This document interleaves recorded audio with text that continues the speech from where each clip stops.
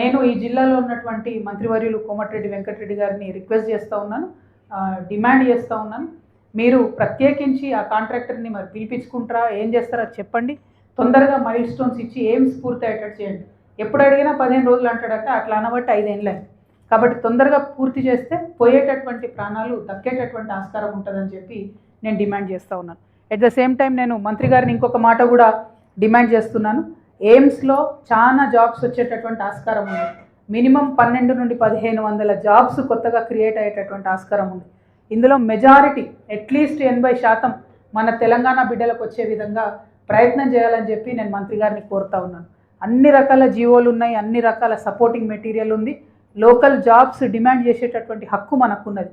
కొన్ని ఎగ్జామ్స్ రాసే వాటిలో అయినా సరే ప్రిఫరెన్స్ ఇవ్వచ్చు, ఎగ్జామ్స్ లేకుండా కాంట్రాక్ట్లో తీసుకునే వాటిలో అయినా సరే మనకు ప్రిఫరెన్స్ ఇవ్వచ్చు. నేను డైరెక్టర్ గారికి కూడా 2 విషయాలు కోరినా. 1, తొందరగా బిల్డింగ్ ఫినిష్ చేయండి. 2, స్థానికులకు ఉద్యోగాలు ఇవ్వండి అని. ఈ 2 కూడా జిల్లా మంత్రివర్యులు వెంటబడి సాధించుకోవాలని చెప్పి నేను డిమాండ్ చేస్తూ ఉన్నాను.